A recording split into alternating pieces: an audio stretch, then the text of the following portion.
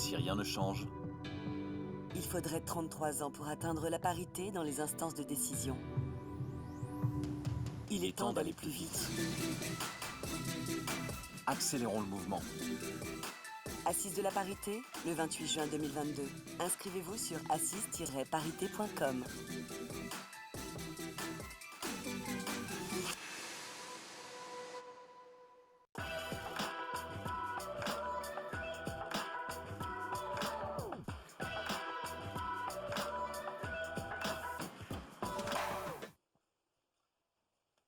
Bonjour, je suis Martine Esquirou, je suis la coordinatrice des assises de la parité pour le réseau IWF qui organise ces assises avec l'agence EPOCA pour la 3e fois et nous sommes tous très heureux de pouvoir vous accueillir. Je suis surtout très heureuse d'accueillir pour cette table ronde d'éminentes personnalités que je vous présenterai au fur et à mesure du débat sur un sujet très particulier, très vaste aussi, plafond de verre et plancher collant, comment faciliter la progression professionnelle et l'équilibre paritaire. Alors plafond de verre, tout le monde voit à peu près ce que c'est-à-dire comment c'est toutes les conditions qui limitent la progression dans les entreprises, la progression de carrière. Plancher collant, pas forcément, mais c'est en gros synonyme aujourd'hui de temps partiel et de bas salaire. Pour en parler avec moi, je reçois 2 grands groupes, SOR et Safran, un grand média qui est Énergie, une association, le Cercle Montesquieu, une association de juristes, un start-upper, Quentin, qui est plus que start-upper aujourd'hui puisque son entreprise a déjà 6 ans, et monsieur Arnaud Muret de l'OPCO-EP, que je vous présenterai de façon un peu plus détaillée par la suite. Alors, à propos de plafond de verre, de plancher collant, je me suis dit comment on peut objectiver ça. Je suis allée voir les chiffres de l'INSEE, ce qui nous permet de savoir à peu près de quoi nous parlons. Le salaire mensuel net des femmes en France, équivalent temps plein, selon l'INSEE, est de 16,8% inférieur à celui des hommes. Comme elles sont beaucoup plus nombreuses que les hommes à temps partiel, la différence est estimée en réalité à 25%. 43% des femmes aujourd'hui sont dans les emplois cadres en 2020 et on a quand même doublé depuis 1980. C'est-à-dire en 40 ans, le nombre de cadres femmes a doublé. En 2020, 68% des femmes et 75% des hommes de 15 à 64 ans occupaient un emploi. Donc pour les femmes, il s'agit de 2 femmes sur 3. À l'arrivée des enfants, évidemment, les femmes sont toujours plus nombreuses que les hommes à interrompre leur activité ou à choisir un temps partiel. En 2020, elles sont 3 fois plus souvent à temps partiel que les hommes. Elles étaient en 2008 5 fois plus souvent à temps partiel. Je vais terminer simplement par quelques chiffres qui sont, à mes yeux, relativement inquiétants. Entre 2006 et 2018, donc en 12 ans, le nombre de mères à la tête de familles monoparentales a augmenté de 24%. Parmi elles, 1 sur 3 vit sous le seuil de pauvreté. Enfin, elles partent en moyenne à la retraite 1 an plus tard que les hommes, évidemment en raison de carrières plus courtes et moins bien rémunérées. Voilà, je voulais juste vous dresser un petit tableau à la fois des femmes cadres dont nous allons parler pour le plafond de verre, mais aussi des femmes dans des positions plus précaires dont nous allons parler à propos de plancher collant. J'ai décidé de façon un peu arbitraire d'appareiller 2 par 2 les intervenants de ce débat pour rendre les choses un petit peu plus fluides et plus cohérentes. Nous allons donc démarrer par Patrick Bléton, qui est CEO de la SOR. Alors la SOR aujourd'hui, c'est d'abord un gestionnaire de l'eau, d'ingénierie, de construction d'ouvrages du traitement de l'eau. Il emploie 12 000 employés pour un chiffre d'affaires de 1,7 milliard. Je donnerai ensuite la parole à Madame Karine Stamans, qui est secrétaire générale de Safran, qui est une des 3 femmes du COMEX qui compte quand même 18 personnes, donc 3 sur 18. Nous avons un petit effort à faire encore. Safran, cependant, est un groupe d'ingénierie. Je dis cependant parce qu'ils ont quand même, parmi les métiers, ce sont des métiers supposés masculins. C'est un groupe industriel de technologie dans l'aéronautique, l'espace et la défense qui emploie près de 77 000 salariés pour un chiffre d'affaires de 15 milliards de chiffre d'affaires. Je démarre par ces deux grands groupes parce qu'évidemment la question du plafond de verre se pose de façon plus cruciale dans les grands groupes que dans les petites entreprises. Et Monsieur Bléton m'a dit quelque chose qui m'a beaucoup touchée. Il m'a dit, de toute façon, ça part de la tête. Si ce n'est pas un sujet stratégique, si ce n'est pas porté par le président ou par le directeur général, ça ne fonctionne pas. Donc, qu'est-ce que vous pouvez nous dire, Monsieur Bléton? Qu'est-ce qu'aujourd'hui la SOR a mis en place pour favoriser cette égalité des chances entre les hommes et les femmes? Tout d'abord, merci pour cette invitation. C'est un réel plaisir. Je pense que je vais prendre les chiffres dans le sens positif des choses, hein, plutôt que de prendre dans le sens négatif. Comment peut-on se passer de 50% de la population mondiale aujourd'hui quand on est dans un marché de l'emploi très tendu, très difficile? Et je viens d'une culture un peu différente, parce que je viens du monde anglo-saxon pendant quasiment 30 ans. Et dans le monde anglo-saxon, je dirais la parité homme-femme est quelque chose qui était arrivé avant la France. Et donc, c'est des sujets qui étaient, je dirais, dans notre gène, je dirais, managérial depuis le début, et on ne se pose pas la question. Souvent, donc et notamment chez SOR, hein, donc on a mis en place pas mal de choses, notamment le premier sujet, c'est je dirais, la parité sur les salaires. Il est hors de question chez nous aujourd'hui d'avoir une différence de salaire entre les hommes et les femmes. On a un réseau interne d'ambassadeurs, d'ambassadrices qui s'appelle Hello, hein, parce qu'on est dans le métier de l'eau, donc Hello. Hein, donc voilà un petit peu le lien qui est fait et qui pousse à l'amélioration, je dirais, des conditions de travail pour les femmes dans l'entreprise, et qui travaille beaucoup des sujets de fond, et qui a des engagements, notamment à livrer, et qui présente généralement au comité exécutif les résultats des travaux qui sont faits. On a des métiers qui sont assez techniques aujourd'hui, mais je pense que le vrai sujet n'est pas d'aborder la question par la technicité. Quand je dis que les choses partent du leadership, c'est de croire que, je dirais, les chances doivent être équivalentes à l'entrée dans l'entreprise. Aujourd'hui, chez SOR, on a à peu près 30% du comité exécutif, je dirais, avec des supportrices. Je vais les appeler supportrices. Je sais qu'il y en a quelques-unes dans la salle aujourd'hui et qui m'ont un peu challengé avant d'arriver, hein, je vous le dis. Donc voilà. Mais on a une très belle équipe, et je crois beaucoup à la complémentarité. J'ai travaillé dans le monde entier avant de revenir en France. J'ai nommé une femme, je dirais, en charge des activités de service en Arabie Saoudite, donc qui manageait des hommes. J'ai nommé une femme en Inde en charge aussi d'autres activités qui gérait des hommes, dans des pays où les cultures sont quand même très compliquées. Mais j'ai toujours été convaincu que ce changement culturel passait par l'exemplarité, et c'est à nous, je dirais, dirigeants d'entreprise, d'avoir le courage et d'avoir des actes fondateurs sur ces sujets-là, et non pas de regarder, je dirais, uniquement les choses qui ne vont pas. Donc l'exemplarité est claire dans l'entreprise, et c'est ce qui fait chez SOR aujourd'hui notre ADN, et j'en suis très heureux.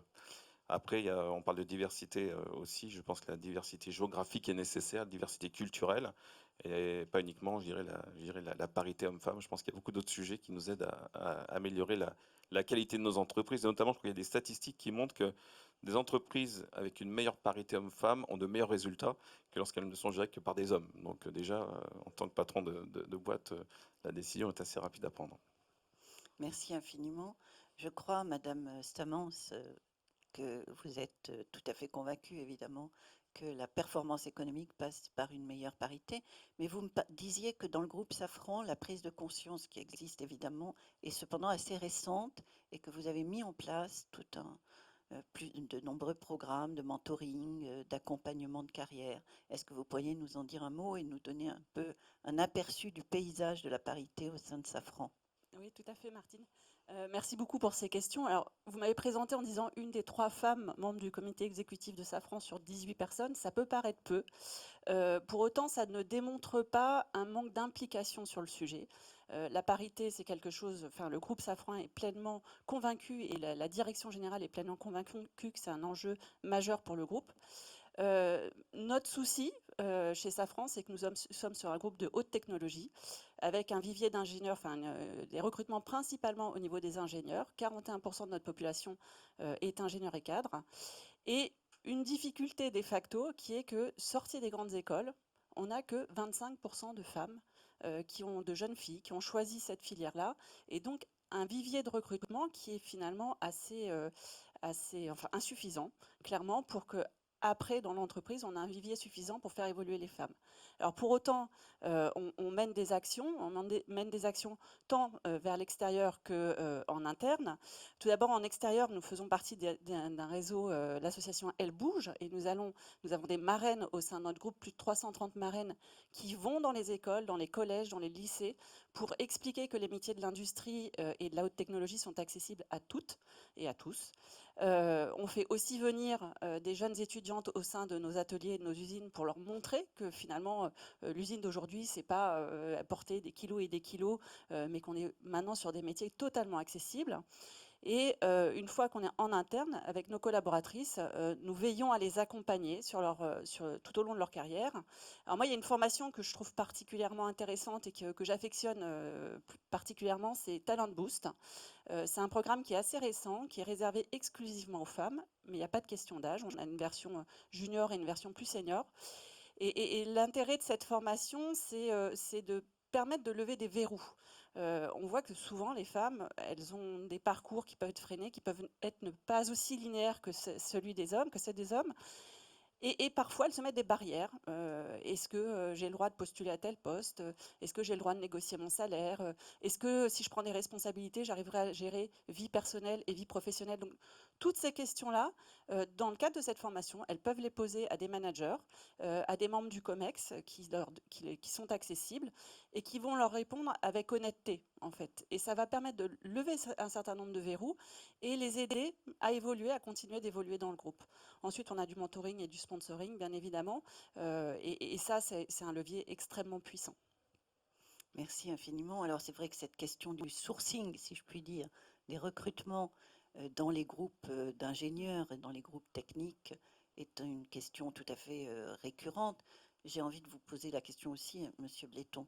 Qu'est-ce que vous pouvez faire pour orienter davantage les jeunes filles vers des filières scientifiques? Vous m'aviez parlé de flexibilité au travail, d'attractivité de carrière à travers des nouvelles modalités finalement.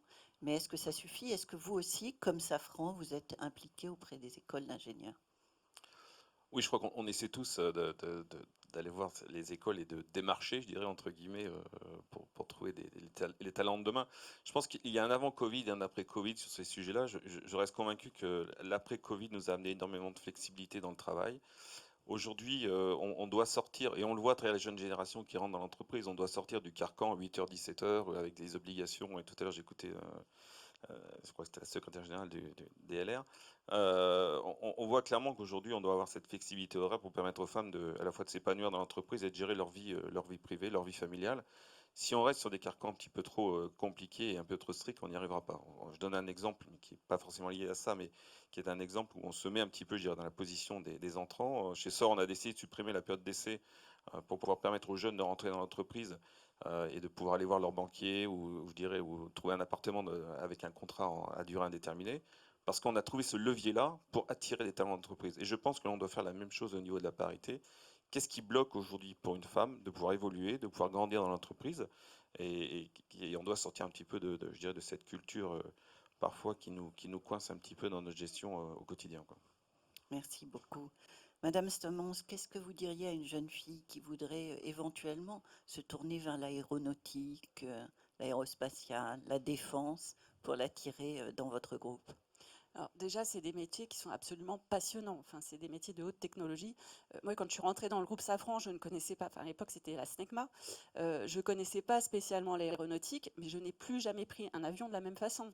C'est-à-dire qu'on rencontre que des gens passionnés, accessibles.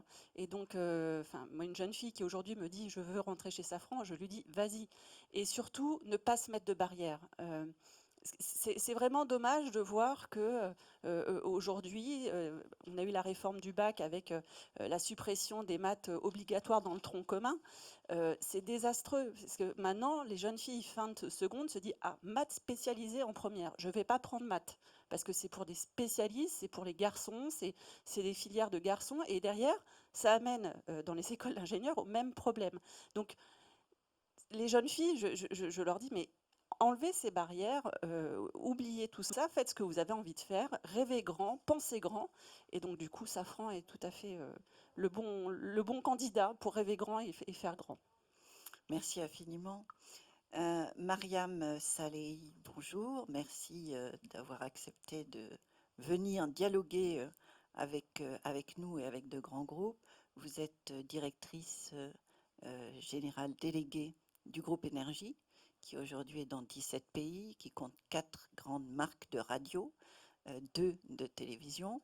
Et vous me disiez, finalement, chez nous, c'est pas un problème, la parité, c'est naturel, c'est native, comme diraient les Anglais.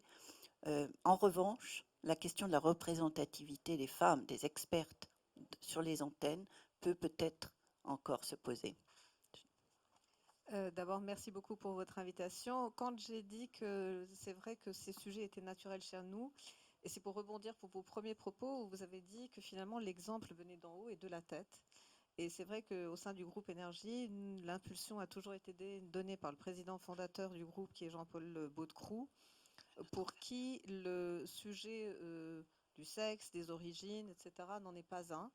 Et très, très modestement, voilà, je suis un exemple vivant. Voilà, je m'appelle Mariam Salehi, je suis d'origine iranienne. Je suis vice-président du conseil d'administration. Et au conseil d'administration, nous sommes 7 personnes avec 4 femmes. Donc, on est près de 60% de femmes au conseil d'administration. Sur le comité d'exécution, le comité de suivi, par exemple, nous sommes 40% de femmes. Il y a 46% de cadres. Et c'est vrai que pour échanger tout à l'heure, et on a une de nos journalistes qui est notamment dans la salle, disait finalement ces sujets n'en sont pas parce que véritablement nous, la chance, il y a une vraie égalité de chance et tout le monde peut accéder aux plus hautes fonctions à condition d'être impliqué, d'aimer ce que l'on fait et ce que l'on sait faire et de le faire très bien. Et j'allais dire, toutes les portes vous sont ouvertes. Pour autant, on a également des politiques au sein de l'entreprise. On s'assure d'une égalité au moment des recrutements, un égal accès aux promotions et aux formations, une attention notamment sur les salaires, sur l'attribution des rémunérations. Donc, dans le cadre des accords que nous avons, égalité hommes-femmes qui sont en vigueur au sein du groupe, bien évidemment, tous ces points-là sont des points d'intention. Et il faut se garder surtout de se reposer sur ses lauriers en disant parce que ce n'est pas un problème, alors ça ne le sera pas. Ça n'est pas vrai. Donc il y a une attention, une vigilance qui est véritablement présent. Nous avons également un programme de sensibilisation et j'y suis particulièrement attachée et on le sait au sein du groupe sur la formation pour lutter contre les agissements sexistes ou voir le sexisme ordinaire, où très souvent on se rend compte que des propos peuvent être tenus, il peut y avoir des gestes déplacés, et que quand on appelle l'attention de quelqu'un en disant ça ne se dit pas, ça ne se fait pas, la personne dit mais en fait c'était gentil de ma part, je voulais pas heurter ou blesser quelqu'un. Et on leur dit, non, finalement, aujourd'hui, on ne peut pas dire à quelqu'un, ma petite, est-ce que ça t'ennuie d'aller chercher mon dossier? Non, pas ma petite. On ne dit pas ma petite.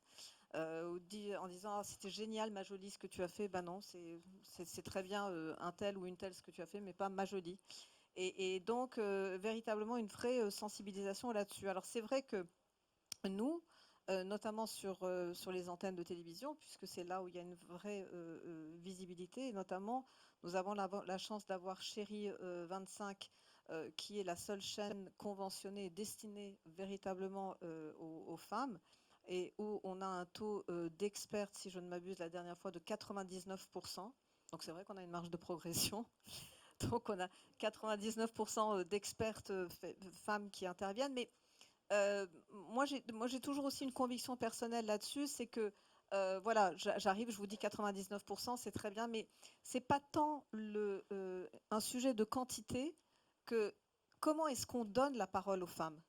Parce que parfois, vous pouvez avoir un pourcentage moindre, mais où la femme a un rôle central, c'est elle qui distribue la parole, c'est elle qui anime le débat. Et si vous comptabilisez le temps de parole d'une femme qui gère un débat sur un plateau télévisé, eh ben son temps de parole est inférieur à ses invités masculins. Alors après, en termes de ce que l'on appelle de rôle modèle, qu'est-ce que l'on veut donner comme image pour les jeunes filles, les jeunes femmes qui nous regardent et pour faire avancer les choses dans la société? Est-ce qu'on préfère avoir un temps de parole mathématiquement plus important parce que les intervenants sont plus comptabilisés? Ou est-ce qu'on préfère donner la parole à une femme qui mène les débats, qui distribue la parole, qui organise la discussion, où son temps de parole sera mathématiquement moins comptabilisé? Moi, mon opinion, elle C'est est ce toute que, faite, la vôtre est importante. c'est ce que vous me disiez. Peu importe si mathématiquement il y a autant d'expertes que d'experts, si on fait appel à des experts pour parler de cuisine et aux experts pour parler d'aéronautique, on n'y sera pas complètement. Et j'avais bien aimé cette image-là. Merci Oui, je beaucoup. fais une petite précision. C'est vrai que ce qui est très important, et on voit véritablement que ça bouge dans les médias parce qu'il y a eu une prise de conscience, c'est qu'avant, caricaturalement, lorsqu'il s'agissait d'un débat sur la cantine scolaire, on invitait une femme experte pour vous parler de l'alimentation des enfants, et quand on était sur des sujets d'aérospatial et aéronautique, c'était des hommes. Et ça, véritablement, c'est quelque chose qui a tendance à bien s'inverser. Et il ne faut pas oublier la qualité aussi de la parole qui est donnée aux femmes dans les médias, plus que la quantité parfois. Et là aussi, le rôle modèle qui joue, vous m'aviez cité Claudie Aigneret, qui était la première femme en France, en tous les cas française, à partir dans l'espace. Béatrice Bihr, non seulement est membre d'IWF, et nous nous en félicitons tous les jours, mais elle est également vice-présidente du Cercle Montesquieu, entre autres choses, secrétaire générale de Servier. Et le Cercle Montesquieu existe depuis une trentaine d'années, est une association de juristes avec de très nombreux thèmes.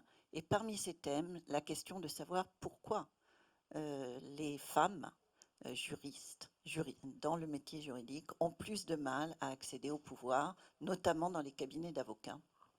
Tout à fait, merci beaucoup Martine, et je suis ravie d'être avec vous aujourd'hui.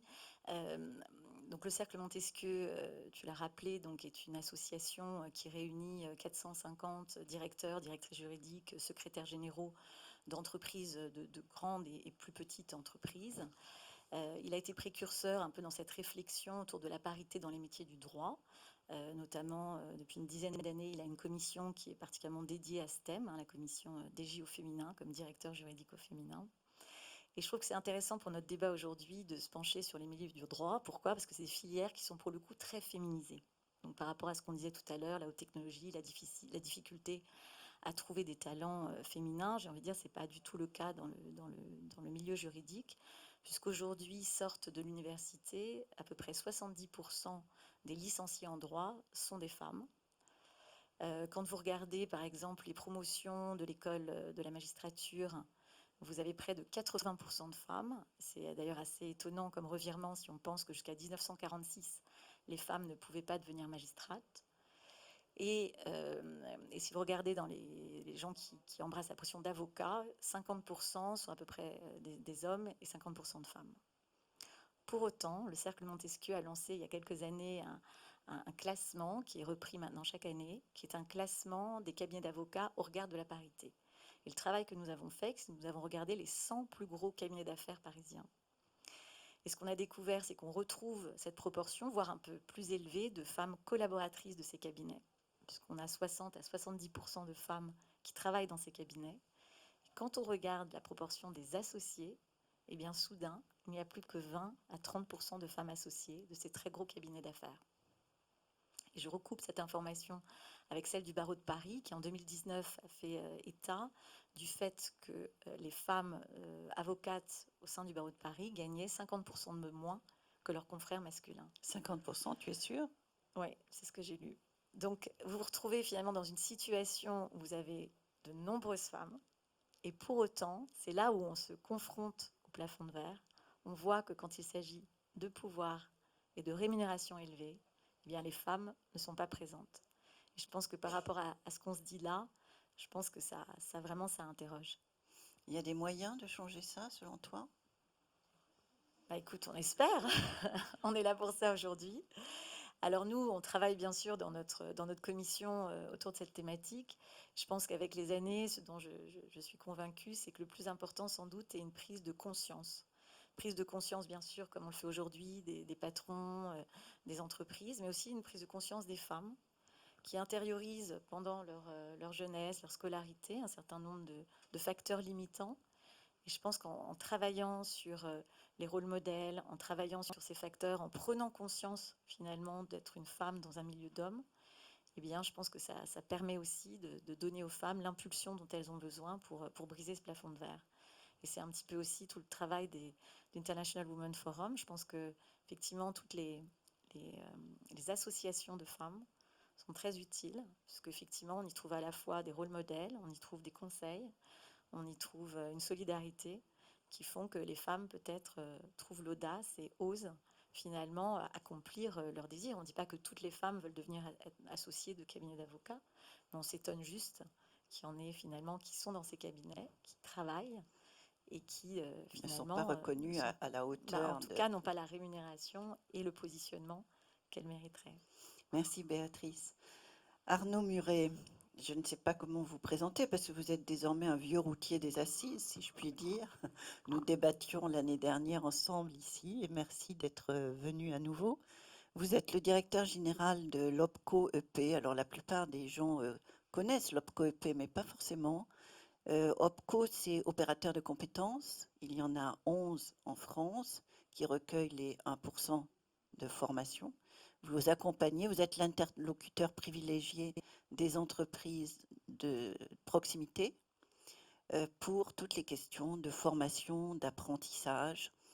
Et dans votre, vous dirigez la plus grosse OPCO parmi les 11 qui existent, puisque vous vous adressez à 3 millions de salariés dans plus de 400 000 entreprises adhérentes à travers les 53 branches professionnelles de l'OPCO.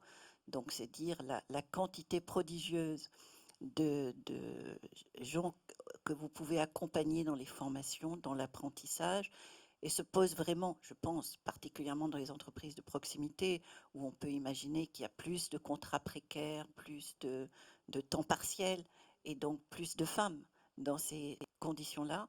J'aimerais savoir quel est votre avis, comment vous les accompagnez dans leur carrière pour décoller, pour qu'elles n'aient plus affaire au plancher collant.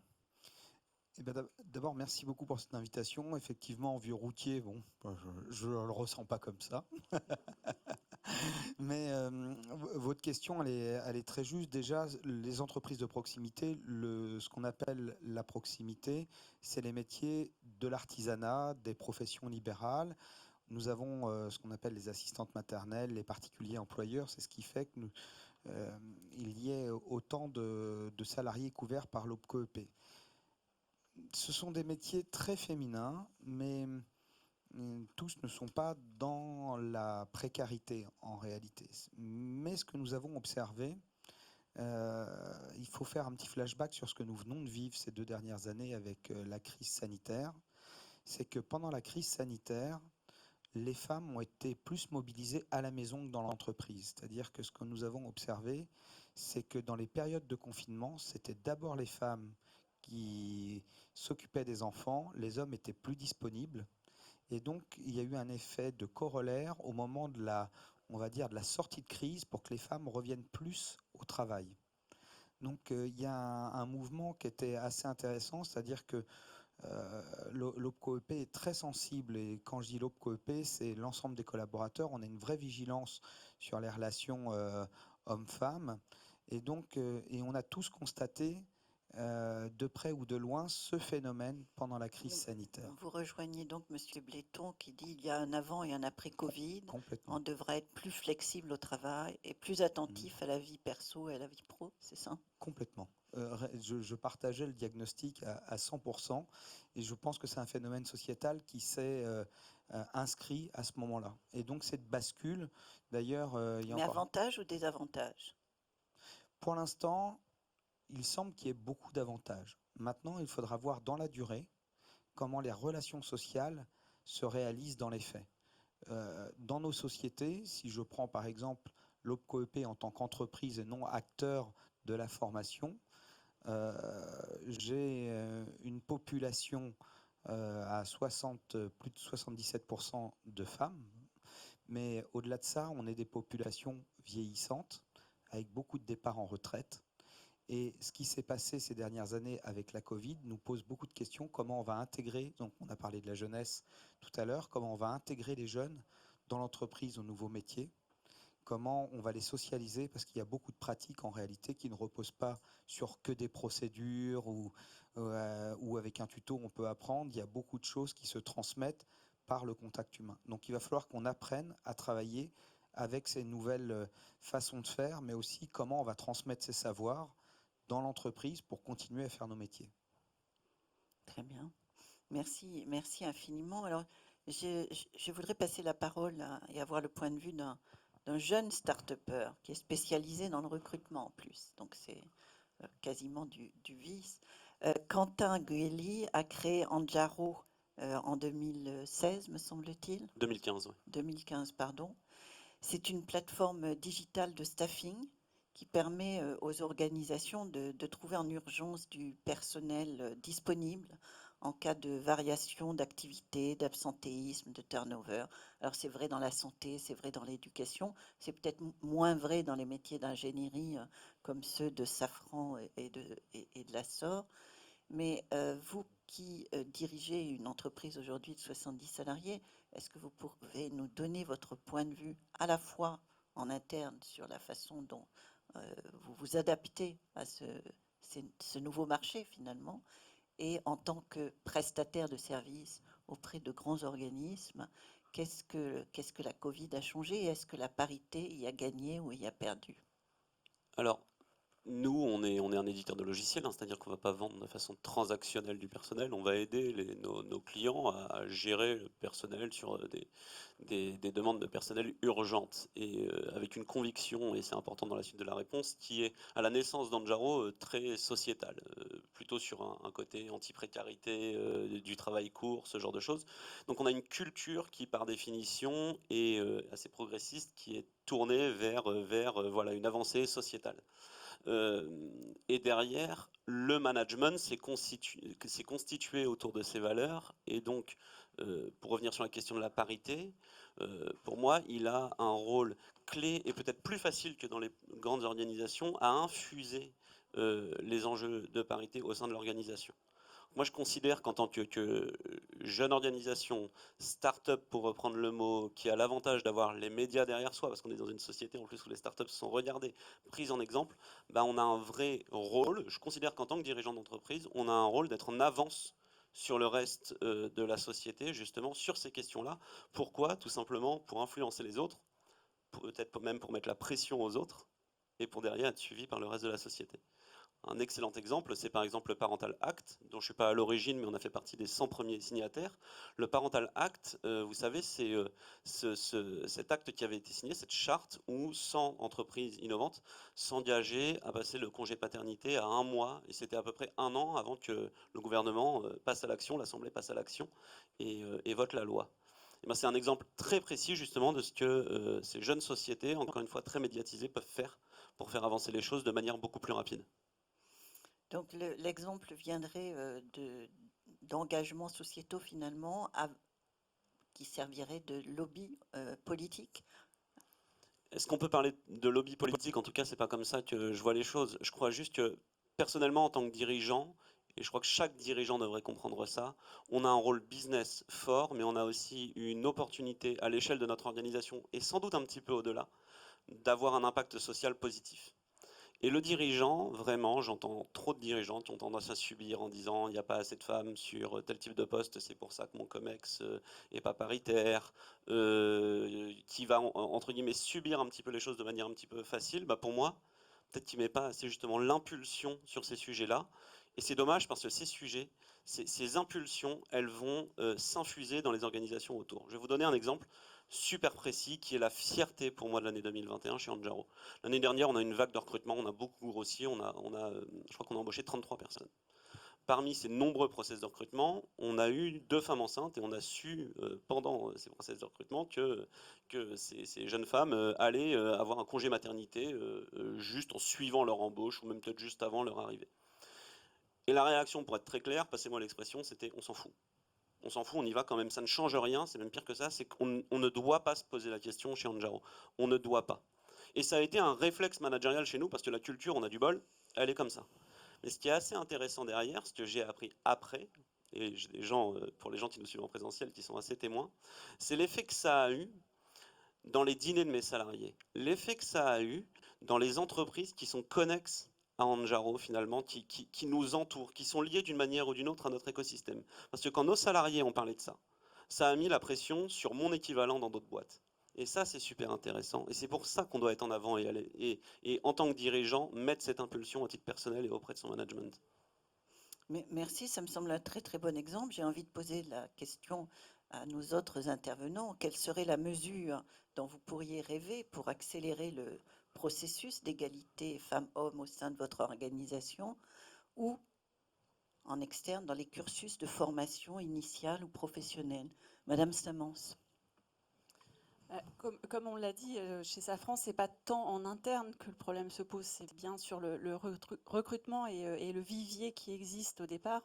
Je dirais qu'on a des quotas dans les entreprises, peut-être des quotas au niveau des écoles et même en amont dans les lycées, où on pousserait un peu plus les jeunes filles à aller vers les études scientifiques, ou en tout cas on les aiderait, on les accompagnerait en ce sens-là. Ça nous aiderait après aussi à pouvoir avoir le vivier qui va bien, parce que je peux vous assurer que on se décharge pas enfin, on n'essaye pas de se déculpabiliser en disant ça vient pas de nous, c'est un problème à l'extérieur, c'est une réalité. Et ça, voilà, je pense qu'on ne peut pas agir seul, il faut qu'on agisse, on le fait, mais l'écosystème en général doit évoluer et on doit comprendre que les métiers sont mixtes en fait. Il y a pas de, faut les féminiser et les métiers sont mixtes. Il n'y a pas de genre dans le métier. Voilà. Merci beaucoup. Monsieur Muret, en matière d'apprentissage, est-ce qu'il nous faut une égalité parfaite, particulièrement dans les entreprises de proximité? Je ne pense pas qu'il faille rechercher l'égalité parfaite, mais peut-être chercher à ne pas genrer les métiers. Ça serait ma réponse.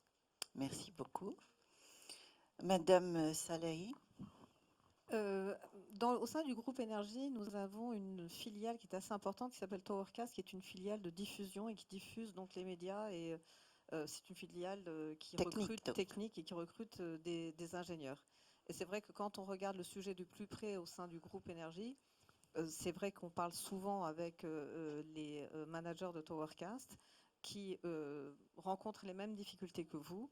C'est-à-dire il faut véritablement aussi travailler cette appétence pour les filières scientifiques, pour les filières techniques, et de dire que alors le travail doit peut-être passer par les écoles. Ça, j'ai peut-être moins d'expérience que vous, mais véritablement aujourd'hui, c'est vrai que nous, pour renforcer encore un peu plus cette parité, on s'aperçoit que dans ces métiers techniques, le vivier de femmes devrait progresser. Et alors, est-ce que ce sont des barrières que les jeunes filles se mettent dans la tête? Est-ce que c'est un problème de l'éducation? Je pense que le problème, il doit être multifactoriel, mais en toute hypothèse, travailler là-dessus. Merci. Point de vue que vous partagez également, Monsieur Bléton. Quelle est la mesure qui permettrait selon vous, à la fois à votre organisation et puis à toutes les organisations, de franchir le pas d'une meilleure parité? Alors, je vais me permettre de répondre avec trois niveaux. Je vais vous faire 3 niveaux de réponse. Le premier, je pense qu'il y a un aspect mathématique. Quand on parle d'alternants, quand on parle des gens qui rentrent dans l'entreprise, je veux dire, aux États-Unis, par exemple, pour gérer la parité, on la gère dès le début et dans les entrées au niveau des collaborateurs qui rejoignent l'entreprise. Deuxième sujet, il y a un sujet d'environnement pour nous tous. Quand on regarde les organisations syndicales en France aujourd'hui, on parle beaucoup du temps de travail, on parle beaucoup de sujets, mais personne ne parle, je dirais, du comment va-t-on organiser le travail pour toutes les femmes qui rejoignent l'entreprise. Et il n'y a pas de femmes à la tête de ces organisations syndicales, sauf erreur de ma part. Et ça, je vous laisse dire, mais je crois que c'est la réalité en plus. Donc ça reste un monde assez machiste où la femme n'a pas sa place dans les organisations syndicales qui sont quand même à l'origine des changements de loi, du travail sur les lois. Donc c'est un vrai sujet sur lequel je pense qu'il y a une grosse réforme à faire et des questions à se poser. Et puis le troisième sujet, j'ai envie de vous dire, prenez le pouvoir, mais faites des propositions aussi dans l'entreprise. Et je pense que c'est à vous de nous dire comment voyez-vous les nouvelles méthodes de travail, l'après-Covid, qu'est-ce qui pourrait faire qu'on facilite aujourd'hui l'entrée des femmes dans l'entreprise et de faire des propositions. Je pense qu'il faut qu'on sorte de la notion de constat. On est trop dans le constat aujourd'hui, on est sur des chiffres. Je pense que c'est aussi, il faut un peu prendre des engagements. On est prêt à avancer. En ce qui concerne chez nous, chez SOR, c'est pas le débat, mais faites des propositions sur lesquelles, des propositions innovantes qui permettent d'améliorer les conditions de travail et de les transformer aujourd'hui en entreprise. Alors, je saisis évidemment la perche qui m'est tendue pour vous signaler que IWF, avec ses partenaires, a créé une charte d'engagement que je vous invite tous à découvrir et éventuellement à signer. Et nous avons 25 engagements forts. N'hésitez surtout pas à les regarder. Merci Je n'y beaucoup. manquerai pas. Béatrice.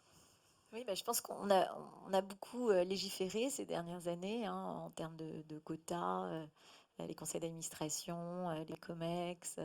Donc je pense qu'aujourd'hui, il Enfin, les faut... COMEX, c'est récent, c'est la loi Oui, oui. Rixain et elle n'est pas encore appliquée. hein. Non, mais je veux dire par là que je pense qu'aujourd'hui, il faut, je pense, former. Je pense que le plus important, c'est cette lutte contre les stéréotypes. Et ça touche à la fois les femmes et les hommes.